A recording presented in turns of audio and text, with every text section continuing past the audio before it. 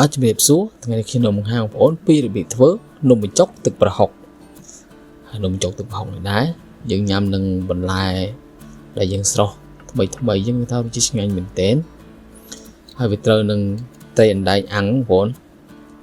បើហើយបន្តិចទៀតយើងតាមដានទស្សនានេះធ្វើនឹងគ្រឿងផ្សំជាមួយខ្ញុំទាំងអស់គ្នាហើយមុនមកខ្ញុំមកអាំងត្រីមុនគេព្រោះថាត្រីអណ្ដែងនេះយើងអាំងយូរមែនទែនបងប្អូនហើយយើងទុកនឹងទៅហើយជាបន្ទាប់ខ្ញុំយកប្រហុកវាទៅអាំងដែរហើយចំណែកប្រហុកដែរខ្ញុំខ្ចប់នឹង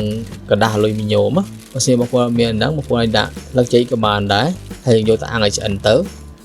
ហើយជាបន្ទាប់ខ្ញុំយកបន្លែយកមកស្រោះហើយបន្លែខ្ញុំមានស្ពៃក្តោបហើយនឹងតកួនហើយយើងស្រោះជុំគ្នាមកយើងស្រោះឲ្យឆ្អិនមកដល់ពេលវាឆ្អិនហើយយើងស្រង់វាឡើងសម្រក់ទឹកឲ្យអស់ហើយចំណែកបន្លែដែរបើសិនបងប្អូនមានបន្លែផ្សេងបងប្អូនក៏អាចដាក់បានដែរតែខ្ញុំមានតែពីរមុខនឹងទេ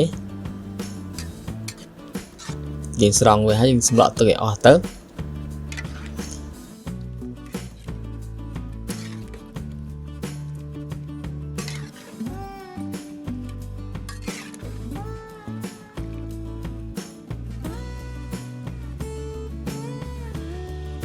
ហើយជាបន្ទាប់ខ្ញុំយកខ្ទឹមសខ្ទឹមក្រហមម្ទេសស្រស់មករំលីងវាសិនយើងរំលីងឲ្យឈ្ងុយសិនណា3មុខហ្នឹង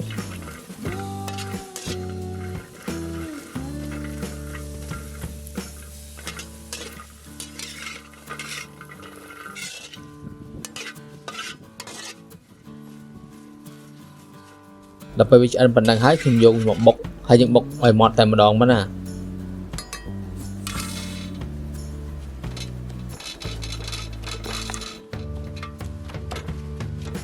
បុកម៉ត់ហើយយើងធ្វើទឹកប្រហុកតែម្ដងហើយមុនបុកដាក់ស្ករត្នោត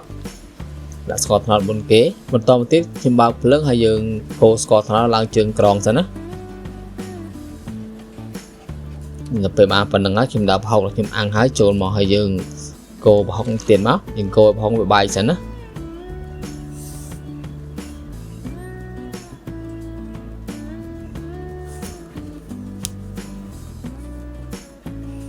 ហើយកន្លែងហ្នឹងភ្លើងយើងដាក់តិចសិនណាមិនต้องដាក់ភ្លើងខ្លាំងដល់ពេលវាសព្វប៉ុណ្្នឹងហើយខ្ញុំដាក់ខ្ទឹមសខ្ទឹមក្រហមហើយម្ទេសស្រស់ដែលខ្ញុំបុកហើយចូលមកហើយយើងកូរវាម្ដងទៀតយើងកូរឲ្យសព្វគ្នាមក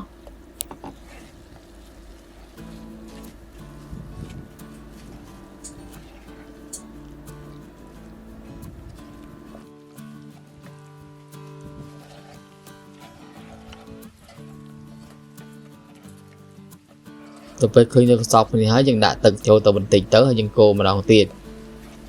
ទឹកខ្ញុំដាក់2ដងព្រោះថាវារៀងខាប់អញ្ចឹងណាយើងដាក់មកល្មមទៅល្មមទឹកល្មមផ្កាបងប្អូនយើងកូរវាម្ដងទៀតមកហើយយើងបើកភ្លើងទុកឲ្យពុះតែម្ដងទឹកហ្នឹងណា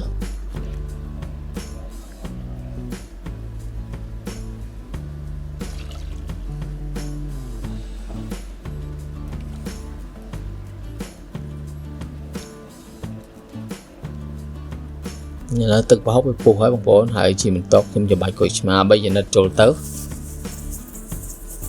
ហើយយើងកូរវាម្ដងទៀតហើយកន្លែងហ្នឹងយើងភ្លក់ទៅបងប្អូនរសជាតិតាមតាមចំណង់ចំណូលចិត្តណាដល់ពេលយើងដាក់គុយឆ្មាហើយយើងកូរហើយយើងបិទភ្លើងទៅទឹកវាត្រជាក់តិចបានយើងយកទៅញ៉ាំឥឡូវទឹកប្រហុកយើងធ្វើរួចរាល់ហើយយកទៅញ៉ាំតែម្ដងមកហើយចំណែកត្រីដេញក៏វាឆ្អិនហើយដែរយើងដាក់ញ៉ាំជុំគ្នាតែម្ដងមកហើយវាធ្វើគឺមានប៉ុណ្ណឹងទេបងប្អូនបាទសូមអរគុណដល់ការតាមដានទស្សនារបស់បងប្អូនតាពីដើមដល់ចប់បាទសូមអរគុណសូមជម្រាបលា